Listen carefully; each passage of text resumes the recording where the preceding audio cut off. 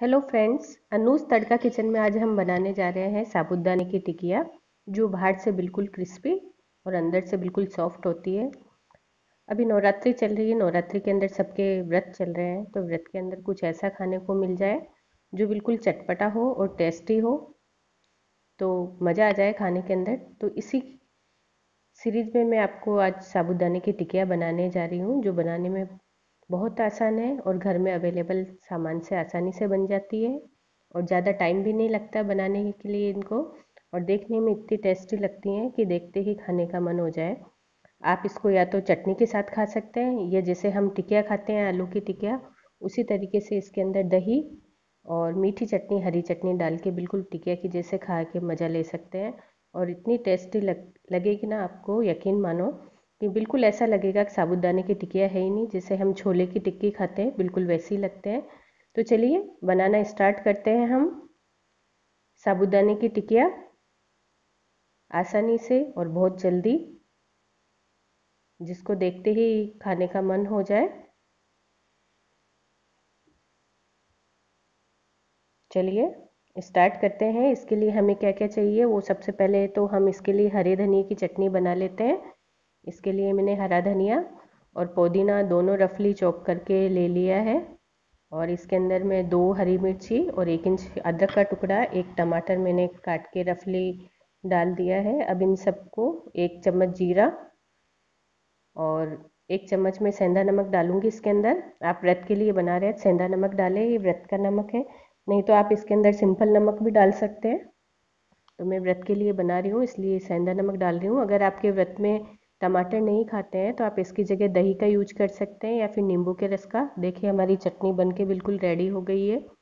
अब मैं इसको बाउल में ट्रांसफ़र कर लूँगी।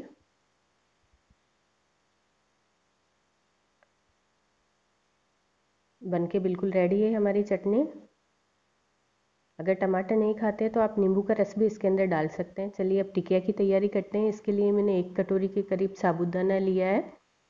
अब इसके अंदर हम जब इसको भिगोते हैं, तो आप इसको ओवरनाइट भी भिगो सकते हैं, या 5-6 घंटे के लिए। मैंने 5-6 घंटे के लिए भिगोया। देखिए इस तरीके से हम दबा के देखेंगे तो ये पूरी तरीके से मैश हो गया। इसका मतलब हमारा साबूदाना पूरा भीग गया है। आप भिगोते समय ये ज़रूर ध्यान रखें कि जितना आपने साबूदाना लिया है उतना ही इसके अंदर पानी डाल के इसको भिगोएं। उससे 1-2 चम्मच कम ही डालें, नहीं तो आप ज़्यादा पानी डालेंगे तो जो टिकिया बन ढंग की नहीं बन पाएगी, वो सोगी हो जाएगी। अब मैं इसके अंदर 3 मीडियम साइज़ के आलू बॉईल करे हुए हैं, उसको इस तरीके से ग्रेटर से ग्रेट करके डाल दूँगी। आप इसको हाथ से मैश भी कर सकते हैं, पर ग्रेटर से ग्रेट करके डालने से ये होता है कि इसके अंदर लम्प्स नहीं रहते और आसानी से मिक्स हो जाता है। अब चलिए इसमें मसाले मिलाते हैं। मैंने 1 चम्मच रेड चिली फ्लेक्स डाले हैं, 1 चम्मच ही मैंने काली मिर्च डाला है, और 3 मैंने बारीक चॉप हरी मिर्ची थी वो डाली है, और धनिया डाला हुआ कटा हुआ। और साथ में मैं इसके अंदर डालूंगी सेंधा नमक। अगर आप व्रत के लिए बना रहे हैं तो सेंधा नमक डालिए, नहीं तो आप सिंपल नमक भी इसके अंदर डाल सकते हैं। अब इन सबको अच्छे से मिक्स कर लेंगे इनके अंदर, ताकि सारे मसाले साबूदाने और आलू के अंदर मिक्स हो जाए।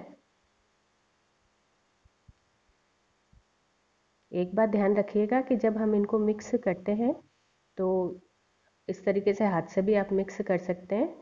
इसका जो ये बैटर है, हम डो डो बना रहे हैं, ये डो पतला नहीं होना चाहिए। ज़्यादा पतला होगा तो फिर टिकिया सही नहीं बनेगी, और जब हम उसको फ्राई करेंगे तो ये वो बिखर जाएगी, उसके अंदर ऑयल भर जाएगा। तो आप थोड़ा इसको बैटर को टाइट ही रखें, पतला नहीं रखें। अब मैंने हाथ पे ऑयल लगा लिया है, थोड़ा सा टुकड़ा इस तरीके से तोड़ के मैं इसके गोले बना लूँगी राउंड शेप के अंदर, और हाथ से प्रेस करके इस तरीके से इसकी टिकिया बना लूँगी। टिकिया बनाते समय आप ये ध्यान रखें कि जिस तरीके से मैं किनारे बिल्कुल राउंड कर रही हूँ इसके, उसी तरीके से आप करें। इसके अंदर थोड़ा सा भी क्रैक नहीं रहने दें। अगर थोड़ा सा कोई क्रैक होगा तो जब हम फ्राई करेंगे तो ऑयल इसके अंदर चला जाएगा और टिकिया सोगी सोगी बनेगी, क्रिस्पी नहीं बनेगी। इस तरीके से आप चारों तरफ से अच्छे तरीके से एक भी कॉर्न क्रैक नहीं रखें इसके अंदर, और इस तरीके से प्लेन करते हुए टिकिया को बना लें।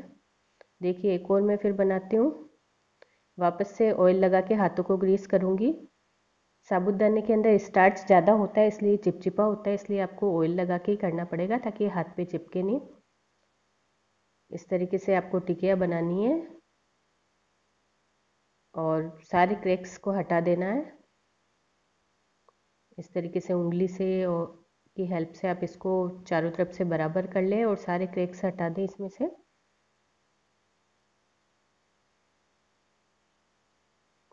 बिल्कुल बहुत टेस्टी लगती है, आप खाएंगे तो पता ही नहीं चलेगा कि इसमें साबूदाना भी है मिक्स करा हुआ। देखिए इसी तरीके से मैं बाकी सारी टिकिया भी बना लूँगी। हमारी सारी टिकिया बना के मैंने रेडी कर ली है। अब चलिए हम इनको फ्राई करते हैं खाने के लिए। इसके लिए मैं पैन के अंदर ऑयल को गरम करने रख दिया है मैंने।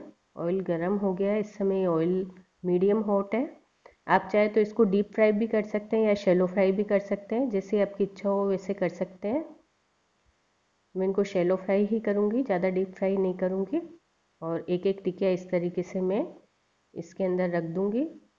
टिकिया के बीच में थोड़ा सा स्पेस छोड़कर हमको रखना है, एक साथ काफ़ी सारी टिकिया नहीं रखनी है। जितनी पैन के अंदर आए आप उतनी ही टिकिया रखिए ताकि चारों तरफ से आसानी से फ्राई हो जाए।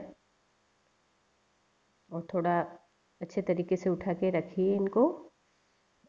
और जो हमें गैस की फ्लेम रखनी है टिकिया को फ्राई करते समय, हमें लो टू मीडियम रखनी है। हाई फ्लेम पे हमें नहीं पकाना, नहीं तो ये बाहर से तो जल जाएगी लेकिन अंदर से कच्ची रह जाएगी। अब मेरे को इन्हें फ्राई करते करते 2 से 3 मिनट हो गए हैं टिकिया को। तो एक बार देखा पलट के देखते हैं, अगर ये हल्की ब्राउन हो जाएगी तो मैं इनको किसी फोर्क की हेल्प से या चम्मच की हेल्प से मैं इनको पलट दूंगी। देखिए थोड़ी थोड़ी ब्राउन हो गई है पीछे से, तो मैं एक बार इस तरीके से सभी को पलट दूंगी। 2-3 मिनट के लिए आप जब टिकिया को डालें तो हिलाएं नहीं, इनको ऐसे ही रहने दें।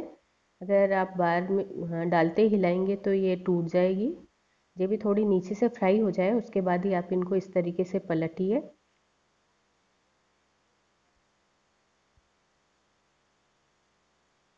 अब 2 से 3 मिनट के लिए मैं हमने पलट दिया इनको, उस तरफ से भी फ्राई होने देंगे। इनको तब तक फ्राई करेंगे जब तक हमें इनका गोल्डन ब्राउन कलर नहीं आ जाए।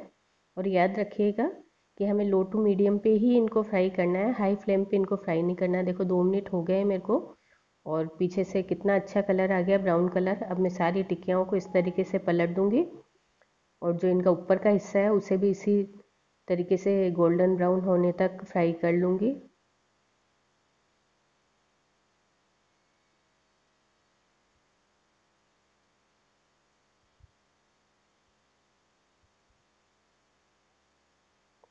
आप चाहे तो व्रत में साबूदाने के अंदर हमने इसमें सेंधा नमक डाला तो आप इसे व्रत में खा सकते हैं। अगर आप बिना व्रत के भी बनाकर खाना चाहें तो भी ये बहुत टेस्टी लगेगी, बिल्कुल मार्केट जैसी क्रिस्पी। देखिए अब मुझे 1 से 2 मिनट हो गए हैं इनको पीछे से फ्राई करते हुए भी। तो हमारी टिकिया दोनों तरफ से गोल्डन ब्राउन हो चुकी है और बन के बिल्कुल रेडी हो गई है। चलिए इनको बाहर निकालते हैं और सर्व करते हैं हरे धनिए की चटनी के साथ। लग रही है ना बिल्कुल मार्केट जैसी टिकिया। आप खाएंगे तो पता ही नहीं चलेगा कि आप ये साबूदाने आलू की टिकिया खा रहे हैं या फिर ये जो हमारे छोले के साथ टिकिया मिलती है वो।